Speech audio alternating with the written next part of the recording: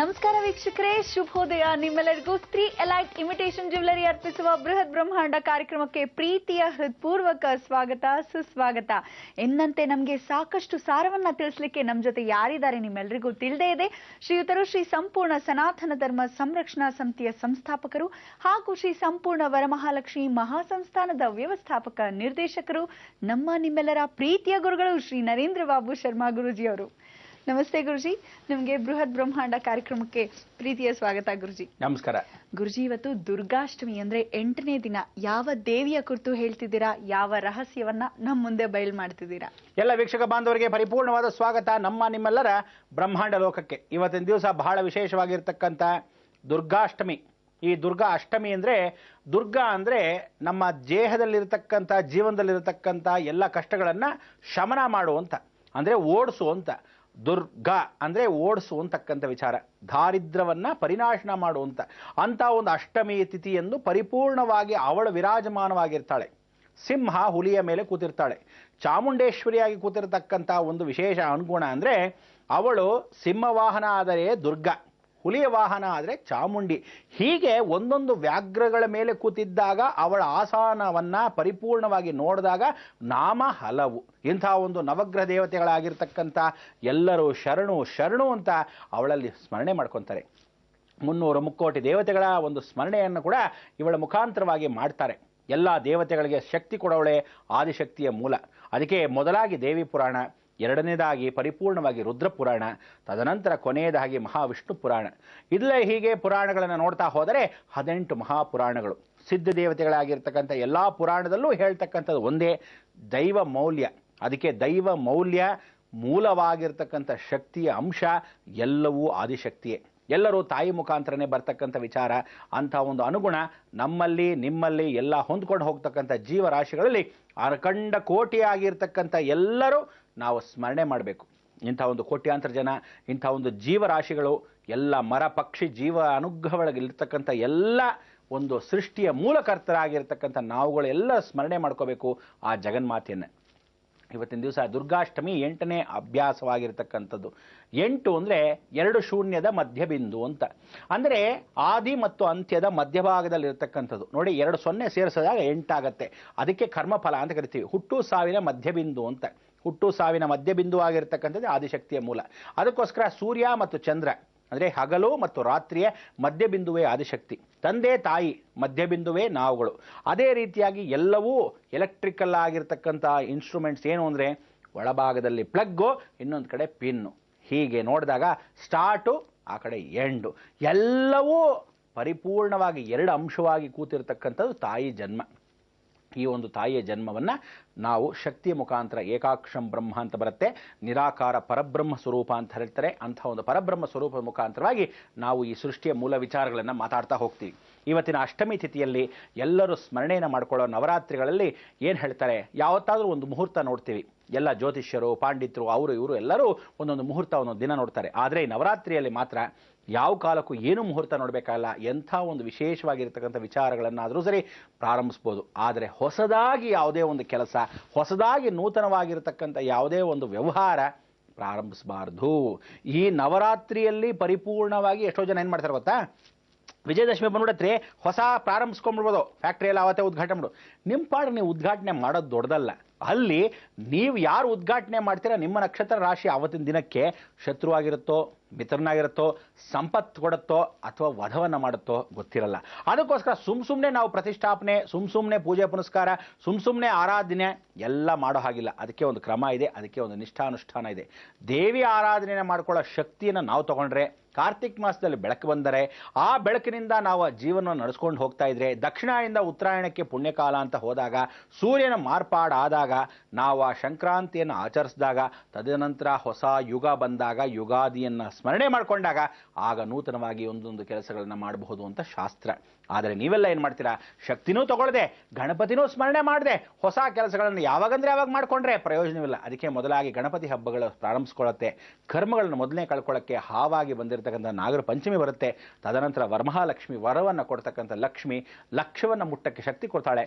ಆಗ ಗಣಪತಿ, ಅಲ್ಲಾದ ಮೇಲೆ ಗೌರಿ, ಆ ಗೌರಿನ ಸ್ವರ್ಣ ಗೌರಿಯಾಗಿ ಕೂತಿರ್ತಾಳೆ. ಮಹಾಕಾಳಿಯಾಗಿರ್ತಕ್ಕಂಥ ಅವತಾರವನ್ನು ಅವಳು ತಗೊಂಡಿರ್ತಾಳೆ.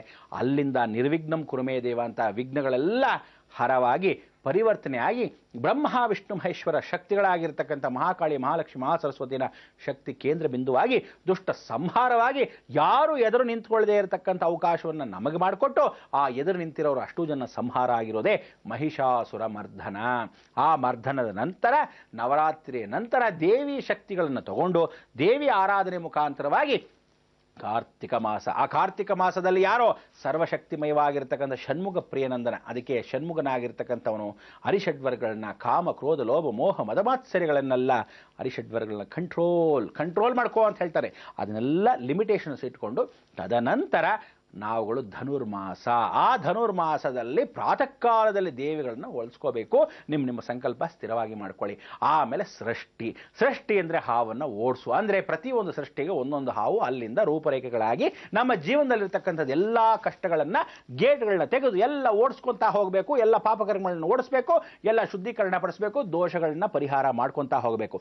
ಸೃಷ್ಟಿ, ಆ ಟಿ ಅಂತಕ್ಕಂಥ ಸೃಷ್ಟಿ ಆದ ತಕ್ಷಣ ಸಂಕ್ರಾಂತಿ, ಹೊಸ ಪೈರು ಬರುತ್ತೆ. ಆ ಪೈರಲ್ಲಿ ನಾವು ನಿಂತು ಎಲ್ಲ ಪೈರುಗಳನ್ನ ಕಟ್ಟು ಆ ಪೂರ್ತಿಯಾಗಿರ್ತ ಫಸಲನ್ನ ಅನುಭವಿಸಿ ಹಬ್ಬ ಉಗಾದಿಗೆ ಸಿದ್ಧವಾಗಿದ್ದೀವಿ ಅಂದಾಗ, ನವ ಉಗಾದಿಯಲ್ಲಿ ಯುಗಾದಿ ಕಳೆದರೂ ಯುಗಾದಿ ಮರಳಿ ಬರುತ್ತದೆ ಅಂದಾಗೆ ಹೊಸ ಯುಗವನ್ನು ಪ್ರಾರಂಭಿಸೋಕ್ಕೆ ನೂತನ ಸಂವತ್ಸರ ಪ್ರತಿ ವರ್ಷ ಮಾಘ ಮಾಸದಲ್ಲಿ ಪ್ರಾರಂಭಿಸಬೇಕು.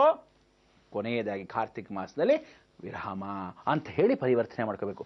ಹೀಗೆ ಕಾಲಚಕ್ರ ದಕ್ಷಿಣಾಯನ ಪುಣ್ಯಕಾಲ, ಪುಣ್ಯಾಯನಲ್ಲಿ ಉತ್ತರಾಯಣ ಪುಣ್ಯಕಾಲ.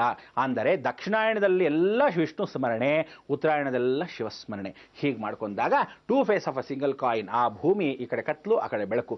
ಒಂಭಾಗದಲ್ಲಿ ಪೂರ್ತಿಯಾಗಿರ್ತಕ್ಕಂಥ ತಾಯಿ, ಇನ್ನೊಂದು ಕಡೆ ತಂದೆ. ಹೀಗೆ ಎರಡಕ್ಕೂ ಮೂಲ ಬಿಂದುವಾಗಿರ್ತಕ್ಕಂಥ ಏಕಸ್ವರೂಪದ ಶಕ್ತಿ ಯಾರೋ ಜಗನ್ಮಾತೆ. ಅದಕ್ಕೆ ಜಗನ್ಮಾತೆ ಹೀಗೆ ಕೂತಾಗ ಬಲಭಾಗ ಎಲ್ಲ ಸೂರ್ಯನಾಡಿ, ಎಡಭಾಗ ಎಲ್ಲ ಚಂದ್ರನಾಡಿ. ಬಲಭಾಗದಲ್ಲಿ ಯಾವತ್ತೂ ತಂದೆಯ ಅಂಶ, ಎಡಭಾಗದಲ್ಲಿ ತಾಯಿ ಅಂಶ. ಅದಕ್ಕೆ ತಾಯಿ ಯಾವತ್ತೂ ಎಡಗೈಲಿ ಹೊತ್ಕೊಂತಾಳೆ ಹೊರತು ಮಗುವನ್ನ ಹಿಂಗೆ ತಿನ್ಸಕ್ಕೆ ಬಲಗೈ ಇಟ್ಕೊಂಡು ತಿನ್ಸಲ್ಲ. ಹೆಂಗೆ ಅಂದರೆ ಯಾವ ಕಾಲಕ್ಕೂ ಈ ಪರಿವರ್ತನೆ ಆಗದೇ ಇರತಕ್ಕಂಥ ಅಂಶ ಅಂದರೆ ಚಂದ್ರನ ಅಂಶ. ಅದಕ್ಕೆ ಎಷ್ಟೋ ಜನ ಕೇಳಿದ್ದೀನಿ, ಆ ಚಂದ್ರನ ಗುಣಗಳು ಯಾವತ್ತು ತಾಯಿ ಲಾಲಿಸಿ ಪಾಲಿಸಿ ಹೀಗೆ ಎತ್ಕೊಂಡೇ ಮಗುನ ಆ ಪರಿವರ್ತನೆ. ಇಂಥ ಒಂದು ಜೀವರಾಶಿಯಲ್ಲಿ ಜಗನ್ಮಾತೆ ಸಂತಾನ ಅಭಿವೃದ್ಧಿ ಆಗಬೇಕಾದ್ರೆ ತೊಡೆ ಮೇಲೆ, ಅದು ಮಾಯಾ ರೂಪದಲ್ಲಿ ವಿಷ್ಣು ಮಾಯೆ ಸಂಸ್ಥಿತ, ಎಡಭಾಗದಲ್ಲಿ ಕಾಲ ಮೇಲೆ ಇಟ್ಕೊಂಡು ಬಲಭಾಗದಲ್ಲಿ ಕಾಲಿಟ್ಕೊಂಡು ಸ್ಥಿರವಾಗಿ ಕೂತ್ಕೊಂಡಾಗ ಇದು ಜೀವನ. ಇಂಥ ಒಂದು ಜೀವನವನ್ನು ನಡೆಸ್ಕೊಂಡು ಹೋಗೋಕ್ಕೆ ಆ ಜಗನ್ಮಾತೆ ನಮ್ಮನ್ನೆಲ್ಲ ಸೃಷ್ಟಿ ಮಾಡಿದ್ದಾಳೆ. ಆದರೆ ಸೃಷ್ಟಿಯಲ್ಲಿ ಏನೇನು ಆರಿಸ್ಕೋಬೇಕು, ಏನೇನು ಬಿಡಬೇಕು ನಮಗೆ ಬಿಟ್ಟಿದ್ದಾಳೆ. ಇಷ್ಟು ಸ್ವತಂತ್ರ ಯಾವ ಕಾಲಕ್ಕೂ ಯಾವ ಕಲಿಯುಗದಲ್ಲೂ ಬಿಟ್ಟಿರದೇ ಇರತಕ್ಕಂಥ ವಿಚಾರಗಳನ್ನು ಈ ಕಲಿಯುಗದಲ್ಲಿ ನಮಗೆ ಕೊಟ್ಟಿದ್ದಾರೆ. ಆದರೂ ಸಹ ನಾವುಗಳು ಒಳ್ಳೆಯದನ್ನು ಆರಿಸ್ಕೊಳ್ಳಬಹುದು, ಕೆಟ್ಟದನ್ನೇ ಆರಿಸ್ಕೊತೀವಿ. ಆದಷ್ಟು ಆ ವಿಶೇಷವಾಗಿರ್ತಕ್ಕಂಥ ಗಾಂಧಾರಿಯ ಶಾಪದ ಮುಖಾಂತರ ಕೃಷ್ಣನಾಗಿರ್ತಕ್ಕಂಥ ವಿಶ್ವಾತ್ಮನಾಗಿರ್ತಕ್ಕಂಥ ಅವನಿಗೆ ಹಾಕಿರೋ ಶಾಪದಿಂದ ವಿಶ್ವವೆಲ್ಲ ಶಾಪಗ್ರಸ್ತನಾಗಿರೋದ್ರಿಂದ ನಾವುಗಳು ಕೆಟ್ಟದನ್ನೇ ಮಾಡ್ತೀವಿ. ಧರ್ಮವನ್ನು ತೋರಿಸಿದ್ರೆ ಅಧರ್ಮವನ್ನೇ ಮಾಡ್ತೀವಿ, ಒಳ್ಳೆಯದನ್ನು ತೋರಿಸಿದ್ರೆ ಪರಿಪೂರ್ಣವಾಗಿ ನಾವು ಕತ್ತಲಿಗೆ ಹೋಗಬೇಕು ಅಂತ ನೋಡ್ತೀವಿ. ಆದರೆ ಇದನ್ನ ಸಾರಿ ಎಳ್ಕೊಂಬರೋದ್ಯಾರು? ಗುರುಮುಖೇನ ದೇವದರ್ಶ್ಯಾಮಿ, ದೈವ ಸಂಕಲ್ಪ. ಆ ಗುರುಗಳನ್ನು ಅನುಗ್ರಹಪೂರ್ವಕವಾಗಿ ಬರ್ತಾರೆ. ಅಂತ ಒಂದು ಸಮಯ ಬಂದಾಗ ನಿಮಗೆ ಒಂದು ಚೇತನ, ಆಗ ಒಂದು ಲ್ಯಾಂಪ್, ಆಗ ದೀಪ ಹಾಕ್ತಾಳೆ. ದೀಪವನ್ನು ತೋರಿಸಿ, ನೋಡು ಬೆಳಕಿಲ್ಲಿದೆ, ಕಾಣಿಸ್ತಾ ಇದೆಯಾ ಅಂದಾಗ ಕತ್ತಲಿಗೆ ಬೆಳಕು ತೋರಿಸ್ದಾಗ್ಲೇನೆ ಕತ್ತಲಿಗೆ ಇರತಕ್ಕಂಥ ಒಂದು ಸಾರಾಂಶ ಹೋಗುತ್ತೆ, ಬೆಳಕಿಗೆ ಜೀವನ. ಕೆಟ್ಟದನ್ನು ತೋರಿಸ್ದಾಗಲೇ ಇದು ಒಳ್ಳೆಯದು ಅಂತ ಗೊತ್ತಾಗೋದು. ಒಬ್ಬನ ಕೆಟ್ಟವನು ತೋರಿಸಿದ್ರೇನೆ ಇವನು ಒಳ್ಳೆಯವನು ಅಂತ ಗೊತ್ತಾಗೋದು. ಆದರೆ ಜೀವನವಿಡೀ ನಾವು ಎಲ್ಲ ಹಣ್ಣುಗಳಲ್ಲಿ ಒಂದು ಕೆಟ್ಟ ಹುಳು ಹಾಕಿದ್ರೆ ಎಲ್ಲವೂ ಕೆಟ್ಟು ಹೋಗುತ್ತೆ. ಆದರೆ ಆ ಕೆಟ್ಟು ಹೋಗೋ ಹುಳನ ಎಲ್ಲರೂ ಸೇರಿ ಸಂಹಾರ ಮಾಡಬೇಕು, ಅದೇ ಅಕಾಲ ಮೃತ್ಯು. ಅಂಥ ಒಂದು ಅಕಾಲ ಮೃತ್ಯುವನ್ನು ಪರಿಹಾರ ಮಾಡಿ ದುಷ್ಟ ಸಂಹಾರ, ಶಿಷ್ಟ ಸಂರಕ್ಷಣೆ, ಶತ್ರು ವಿನಾಶ ಮಾಡತಕ್ಕಂಥದ್ದೇ ಇವತ್ತಿನ ದೇವಿ, ಇವತ್ತಿನ ಅಂಶ ಆ ದುರ್ಗಾ ಅಷ್ಟಮಿ. ಶತ್ರು ಸಂಹಾರ ಮಾಡ್ತಕ್ಕಂಥ ದೇವಿ ಯಾರು, ಇವತ್ತಿನ ದೇವಿಯ ಅನುಗ್ರಹ ಯಾರು, ಅಂಥ ಒಂದು ಪರಿಪೂರ್ಣವಾಗಿರ್ತಕ್ಕಂಥ ರಸಮಯವಾಗಿರ್ತಕ್ಕಂಥ ನವರಸ ದೇವತೆಗಳು ಯಾರು, ಅಂಥ ಒಂದು ದೇವಿ ಸ್ಮರಣೆ ರಹಸ್ಯಗಳೇನು, ದಶ ಮಹಾವಿದ್ಯೆಯಲ್ಲಿ ಕಲ್ತಿರ್ತಕ್ಕಂಥ ದಶ ಭುಕ್ತಿಗಳಲ್ಲಿ ನಮ್ಮ ಜೀವನವನ್ನು ನಡೆಸ್ಕೊಡೋದು ಹೇಗೆ, ಇದನ್ನೆಲ್ಲ ಇವತ್ತು ತಿಳಿಸ್ಕೊಡ್ತೀನಿ. ವಿಶೇಷವಾದ ಕಥಾಸಾರ ಸಮಸ್ಯೆ. ಎಷ್ಟೋ ಜನದಲ್ಲಿ ಎಷ್ಟೋ ಒಂದು ಕಥೆಗಳನ್ನು ಸ್ವಾರಸ್ಯವಾಗಿರುತ್ತೆ, ಕೆಲವು ಕಥೆಗಳು ದುಃಖಕರವಾಗಿರುತ್ತೆ, ಕೆಲವು ಕಥೆಗಳು ಭಯಂಕರವಾಗಿರುತ್ತೆ, ಕೆಲವು ಕಥೆಗಳು ಬೇಜಾರು, ಇದೇನು ಕೇಳೋದು ಅನ್ಸುತ್ತೆ. ಆದರೆ ನಿಜವಾದ ಅರ್ಥವನ್ನು ಸರಿಯಾಗಿ ಕೂತ್ಕೊಂಡು ಕೇಳೋದು ಅಂದರೆ ಯಾವುದೋ ಅಳುಗುಳಜ್ಜಿ ಕೂತ್ಕೊಂಡು ಕತೆ ಕೇಳಿದ ಹಾಗೆ ಅನ್ಕೋಬೇಡಿ. ಕಥೆಯಲ್ಲಿ ಜೀವ ಇದೆ, ಆ ಜೀವದಲ್ಲಿ ತುಂಬೋ ಅಂಥ ಅವಕಾಶವನ್ನು ಎಲ್ಲೋ ಭಗವತಿ ಮಾಡಿಕೊಟ್ಟಿದ್ದನ್ನು ತಮಗೆಲ್ಲ ತಿಳಿಸೋಕ್ಕೆ ಒಂದು ಸದಾವಕಾಶ ಈ ನವರಾತ್ರಿ. ಲಕ್ಷ್ಮಿಯನ್ನು ಹೃದಯ ಸಾಮ್ರಾಜ್ಯದಲ್ಲಿ ಕೂಡಿಸ್ಕೊಳ್ಳಿ, ನಾರಾಯಣನ ಅವನ ಹೃದಯದಲ್ಲಿ ನಾವು ಸೇರ್ಕೊಳ್ಳೋ ಹಾಗೆ ಆ ಲಕ್ಷ್ಮೀನ ನಾರಾಯಣ ಹೃದಯ ಸೇರಿಸಿದಾಗ ಲಕ್ಷ್ಮೀ ನಾರಾಯಣ ಹೃದಯ ಕಮಲ ಸ್ತೋತ್ರವನ್ನು ಇವತ್ತಿನ ದಿವಸ ಎಷ್ಟು ಸಲ ಹೇಳ್ಕೋಬೇಕು, 8 ಸಲ, 8 ಅವರ್ಸ್. ಆ 8 ಅವರ್ಸ್ ಸ್ಪೆಂಡಿಂಗ್ ಅಂದರೆ ಸುಮ್ಮನೆ ಸಾಧಾರಣ ಅನ್ಕೋಬೇಡಿ. ಸಣ್ಣದಾಗಿ ಬೇಗ ಅಭ್ಯಾಸ ಇರೋರು ಮುಕ್ಕಾಲವರಲ್ಲಿ ಮುಗಿಸ್ಕೊಂಡ್ಬಿಡ್ತಾರೆ. ಆದರೆ ಸ್ವಲ್ಪ ಮಟ್ಟಿಗೆ ಕಷ್ಟಪಟ್ಟು ಓದಕ್ಕೆ, ಅಕಸ್ಮಾತ್ ಸಂಸ್ಕೃತ ಅಷ್ಟು ಆಗದೆ ಇದ್ರೆ ಅರ್ಥವಾದರೂ ಓದ್ರು ಒಂದು ಸಲ ಲಕ್ಷ್ಮೀ ನಾರಾಯಣ, ನಾರಾಯಣ ನಾರಾಯಣ ಲಕ್ಷ್ಮಿ ಹೀಗೆ ಬಂಧನ ಮಾಡ್ಕೊಳ್ಳೋ ಅವಕಾಶವನ್ನು ಮಾಡ್ಕೊಳ್ಳೋದು ಇದು ನವರಾತ್ರಿಗಳ ಮಾತ್ರ. ಇಷ್ಟೆಲ್ಲ ಸಂಕ್ಷಿಪ್ತ ಮಾಲಿಕೆಯನ್ನು ಮಾಡಿಕೊಂಡಾಗ ಏನು ಹೇಳುತ್ತೆ, ನಾರಾಯಣ ಅಂತ ಮಗು ಹುಡ್ತಾರೆ ಅಥವಾ ಲಕ್ಷ್ಮಿ ಅಂತ ಮಗು ಹುಟ್ಟುತ್ತೆ, ಅಥವಾ ನಾರಾಯಣನೇ ಸ್ವಯಂ ಲಕ್ಷ್ಮಿನ ಕರ್ಕೊಂಬಂದು ನಿಮ್ಮ ಮನೇಲಿ ಇನ್ನೇನು 100 ರೂಪಾಯಿ ಖಾಲಿ ಆಗ್ತಾ ಇದೆ ನನಗೆ ದರಿದ್ರ ಅಂದಾಗ ಆ ದಾರಿದ್ರ್ಯವನ್ನು ಓಡಿಸಿ ಜ್ಯೇಷ್ಠಾದೇವಿನ ಪರಿವರ್ತನೆ ಮಾಡಿಕೊಂಡು ಲಕ್ಷ್ಮಿ ತಗೋ ಅಂತಾಳೆ. ಅದಕ್ಕೆ ಗೂಬೆ ವಾಹನ ಲಕ್ಷ್ಮಿಗಾಗಿರೋದ್ರಿಂದ ಏನರ್ಥ ಅಂದರೆ, ಈ ಗೂಬೆ ಪಕ್ಕದಲ್ಲಿ ಕೂತ್ಕೊಂಡ್ರೇನೆ ಇವಳು ಇಲ್ಲಿದ್ದಾಳೆ, ಅವಳನ್ನ ಓಡಿಸಿದ್ರೇನೆ ಪರಿವರ್ತನೆ ಅನ್ನೋದು ಗೊತ್ತಾಗಬೇಕು. ಅದಕ್ಕೆ ಆಂದೆ ಅನ್ನೋದು ದಾರಿದ್ರ, ಗೂಬೆ ಅನ್ನೋದು ಅವಳ ವಾಹನ, ಲಕ್ಷ್ಮೀ ಸ್ವರೂಪದಲ್ಲಿ ಕೂತ್ಕೊಂಡು ಅಲಕ್ಷ್ಮೀ ನಿತ್ಯ ಅನ್ನೋದೇ ಮಂಗಳ. ಅದಕ್ಕೆ ಸೌಂದರ್ಯ ಲಹರಿಲಿ ಹೇಳ್ತಕ್ಕಂಥ ಎಲ್ಲ ಶ್ಲೋಕಗಳಲ್ಲಿ ಒಂದೊಂದು ಶ್ಲೋಕಕ್ಕೆ ಅದಕ್ಕೆ 100 ಶ್ಲೋಕಗಳಿದೆ, 100 ದೇವಿಗಳಿದೆ. ಅದನ್ನು ಲಂ ಪೃಥ್ವಿಯಾತ್ಮನೇ ನಮಃ, ಯಂ ಪ್ರಥಮಾತ್ಮನೇ ನಮಃ ಹೀಗೆ ಹೇಳ್ಕೊಂಡಾಗ ಒಂದೊಂದು ಬೀಜಾಕ್ಷರದಿಂದ ಒಂದೊಂದು ದೇವಿ ಉದ್ಭವ ಆಗ್ತಾಳೆ. ಅಂದರೆ ಒಂದು ಮಹಾಲಕ್ಷ್ಮಿ ಕೂತ್ರೆ ಅವಳ ಹಿಂದೆ 108 ಅಷ್ಟೋತ್ರ ಹೇಳ್ತೀವಲ್ಲ, ಆ 108 ಅಷ್ಟೋತ್ರದಿಂದ 108 ಲಕ್ಷ್ಮಿ ಇರ್ತಾಳಂತೆ. ಇನ್ನು ದುರ್ಗಾ ಇದ್ದರೆ ದುರ್ಗಾ ಹಿಂದೆ 108 ಜನ ಇರ್ತಾರಂತೆ. ಅಂದರೆ ಎಷ್ಟು ದೇವಿಗಳು, ಎಷ್ಟು ಆವರಣಗಳು, ಎಷ್ಟು ದೇವತೆಗಳು ಎಲ್ಲ ಎಲ್ಲಿ ಕೂತಿರ್ತಾರೆ ಗೊತ್ತಾ, ಒಂದೇ ಆವರಣ, ಒಂದು ಶ್ರೀಚಕ್ರ. ಅದಕ್ಕೆ ನಾನು ಹೇಳೋದು, ಈ ನವರಾತ್ರಿಯ ಇಷ್ಟು ಕಥೆಗಳು ಹೇಳ್ತಿರೋ ರಹಸ್ಯ ಏನು ಅಂದರೆ, ಮೂಲವಾಗಿ ಯಾರು ಶ್ರೀಚಕ್ರ ಪೂಜೆ ಮಾಡ್ತೀರಾ ಸರ್ವದಾ ನಿತ್ಯ 300 ಮುಕ್ಕೋಟಿ ದೇವತೆಗಳಿಗೆ ಏಕಸ್ಮರಣೆ. ಅದಕ್ಕೋಸ್ಕರ ಏಕೋ ದ್ವಯ ತ್ರಯ ಅಂಥೇಳಿ 3 ನಮಸ್ಕಾರ ಹಾಕಿದ್ರೆ ಸಾಕಂತೆ. 300 ಮುಕ್ಕೋಟಿ ದೇವತೆಗಳು ಒಂದು ನಮಸ್ಕಾರವಂತೆ. ಅದು ಹೇಗೆ ಅಂತ ಕೂಡ ತಿಳಿಸ್ಕೊಡ್ತೀನಿ. ಅದಕ್ಕೆ ನೀವೆಲ್ಲ ಸಿದ್ಧರಾಗಿ ಕಚ್ಚೇನ ಉಟ್ಕೊಂಡೇ ಪೂಜೆ ಪುನಸ್ಕಾರ ಮಾಡಿ ಅಂತಲೇ ಹೇಳಿದೆ.